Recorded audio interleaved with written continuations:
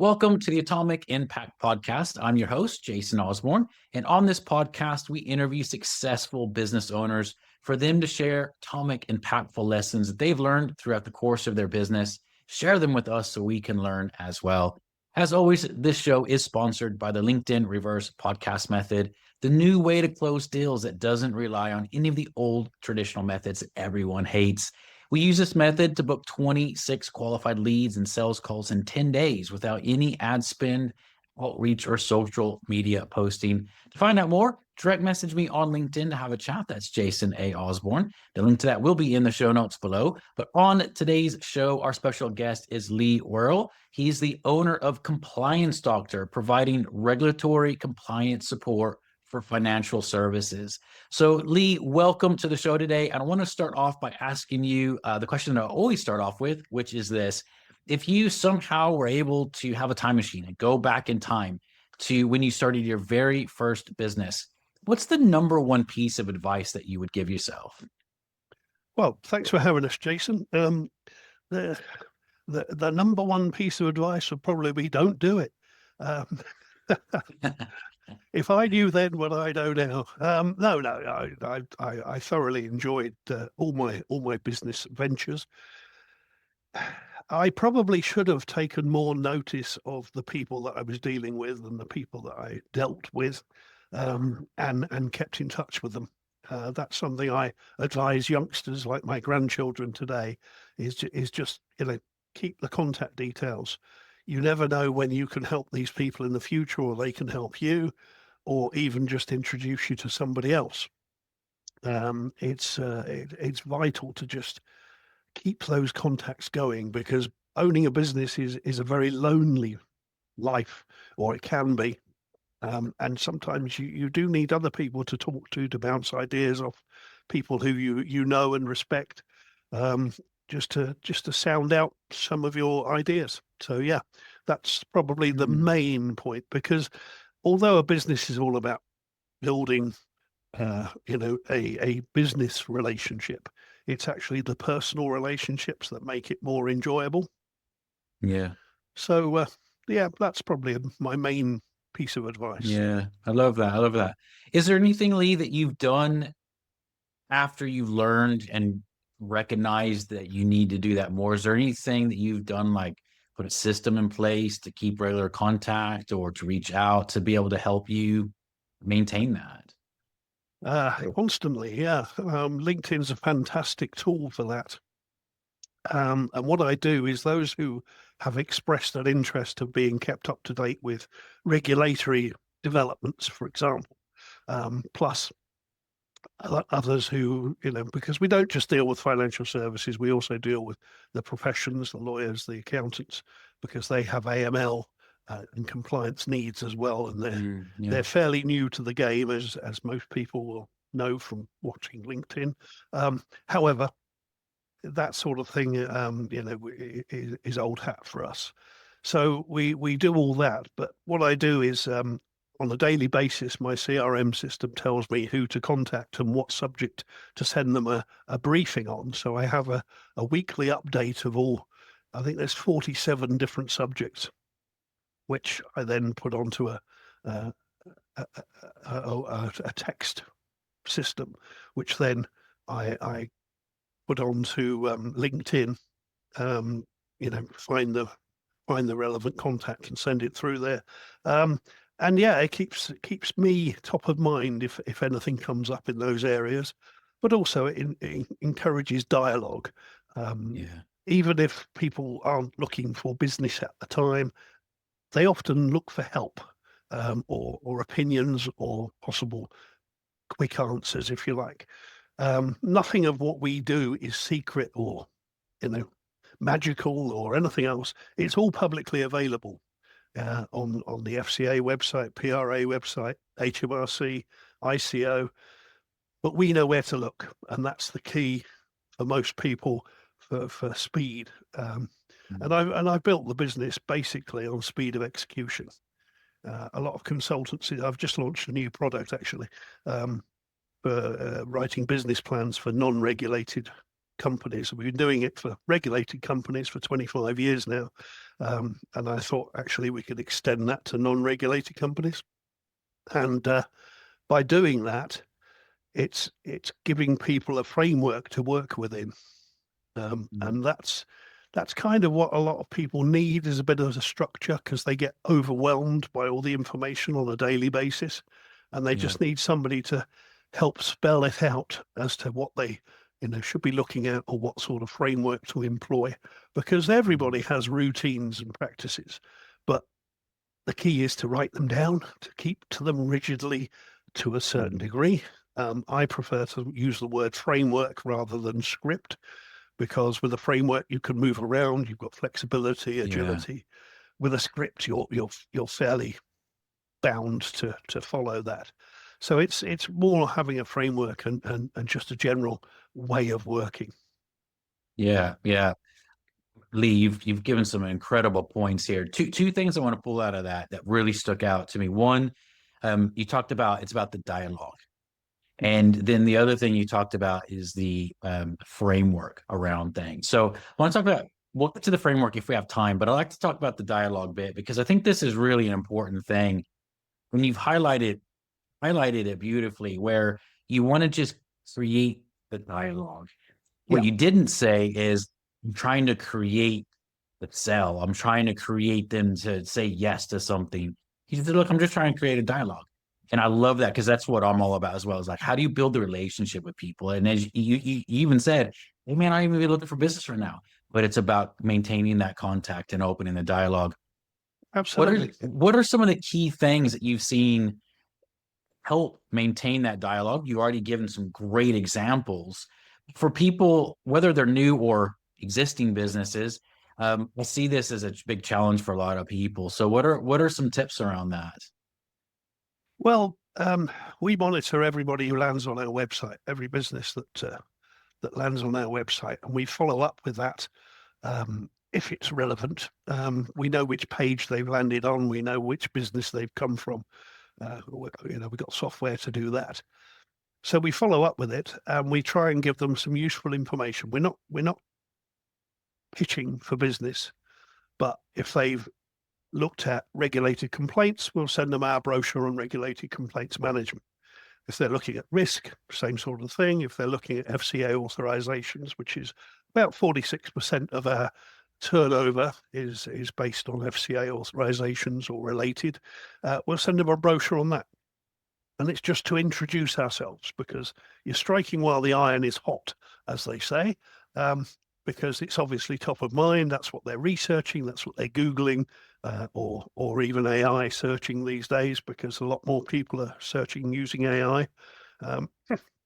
So we follow up with that, and often it leads to, I say often, maybe 10, 15% of the time, it leads to a further conversation when they ask if you can, can you do this? Can you do that? Or my answer is always yes. And then I'll find out how to do it. But generally the people talking to us are already in the business anyway, so we know pretty much what's involved. But often they're looking for help, and as I said earlier, like a framework of where they should start and what they should be looking for. And we happily provide that. Anything that we have that we know the answer to, we happily provide. We don't sit behind a consultancy screen and say, yeah, you've got to pay for that, because nothing of what we do is secret. So quite happily give away information. And then, of course, once you build that trust, and I think it was Stephen Covey that introduced the idea of having an overdraft account where you have pluses and minuses, and the more you give out pluses, then people will withdraw on that, and sometimes you may need to ask them for a favor, in which case you take a big withdrawal from that, and it's kind of interesting how that does actually work. So lots of things that we do, that everything is generated to trying to make an appointment at the end of the day, and then we will have a discovery call and see if we can help them, which we can't help everybody, and we know we can't. And we will happily say, No, sorry, that's not our world. But generally, out of those, about 90%, we know where they can go to get help, and it's Yeah. often free as well. Yeah. Yeah. Again, so much great information in there, Lee. Because what I'm hearing you say really is, number one, you got to know your numbers, because everything you've been communicating, you've got a really clear understanding on the numbers behind things. If someone clicks on a particular page, you know that they've shown interest on something specifically, and so you give them that relevant information as opposed to just generic information, which I Yeah, think is a real big key there as well. And the ongoing communication with them that we already talked about. You said in there, yes, absolutely. You're right. What you said was correct. It's all geared to lead them to a call, because you're in business at the end of the day, but it's that relationship that you have there. And I think there's a lot of real subtle gold nuggets in what you've communicated. People are actually listening in between the lines of what you're saying, of how you do things, which is absolutely amazing. Well, one of the other questions I'd love to know is this: over the course of your business career, what's the number one biggest challenge that you've faced so far, and what's the lesson that you've learned from that? the number one biggest challenge. Um, it's it's difficult to say about one particular challenge. I suppose in the early days, it was the outreach, who to contact, what kind of businesses to approach, and how to approach. What what they may be looking for may not be what you're trying to sell as such. Mm, So yeah, you'd have a lot of trial and error.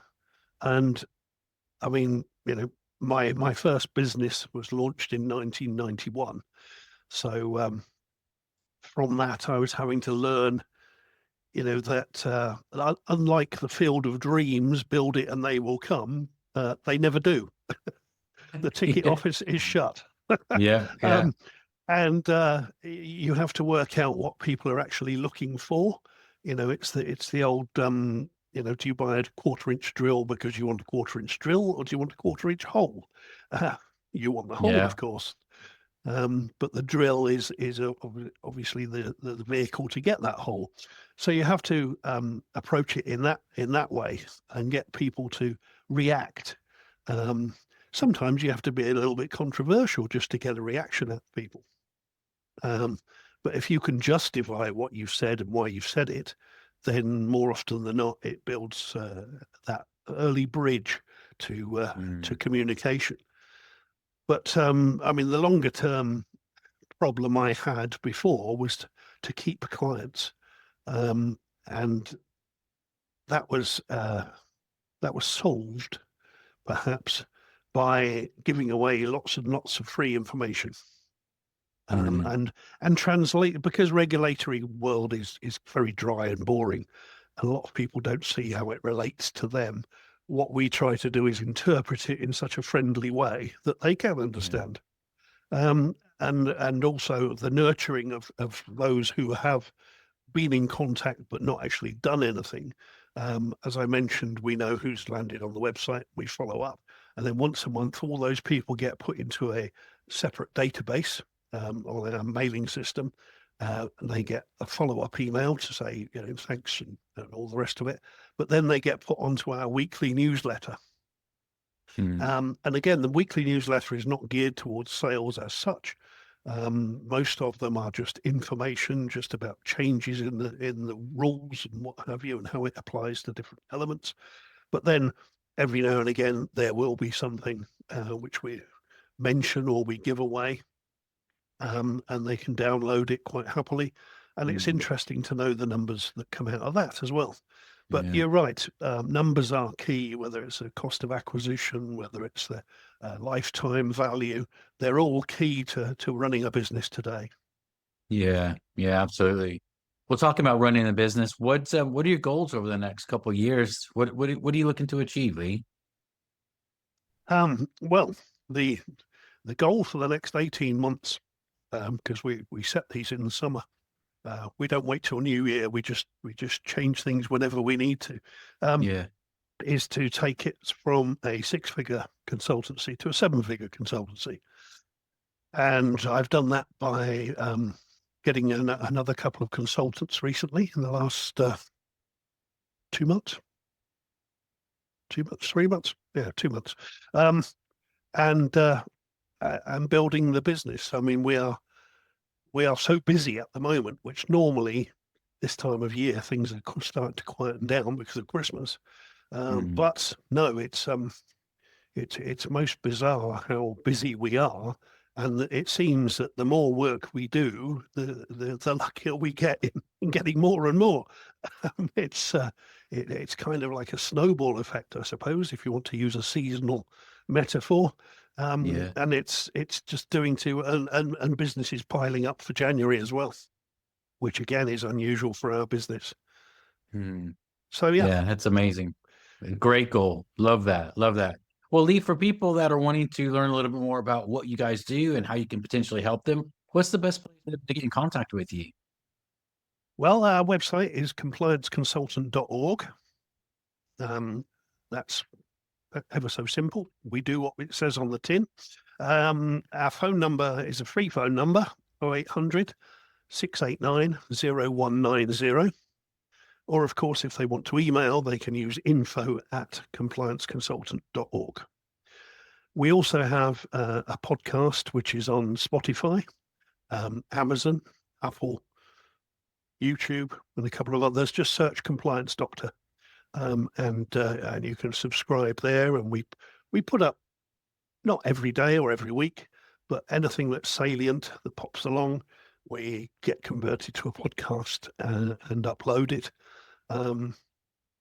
And social media, Instagram, Facebook, LinkedIn, of course, which is, as I said, a fantastic tool that we use constantly every day, including Sales Navigator, because we get so much business from it. It's just, would be stupid not to use it.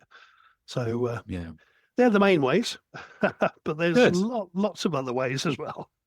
Yeah, well, that's absolutely brilliant. Well, I do recommend everyone check out Lee and their business, particularly if you are looking at any help with trying to unravel the complexities of compliance, because I know that he can help you out with that, him and his business there. So, Lee, thank you so much for being on the show. And as a reminder to everyone listening, this show is sponsored by the LinkedIn Reverse Podcast Method, the new way to close deals that doesn't rely on any of the old traditional methods that everyone hates. To find out more, direct message me on LinkedIn to have a chat. That's Jason A. Osborn, and the link to that will be in the show notes below. And until next episode, stay inspired.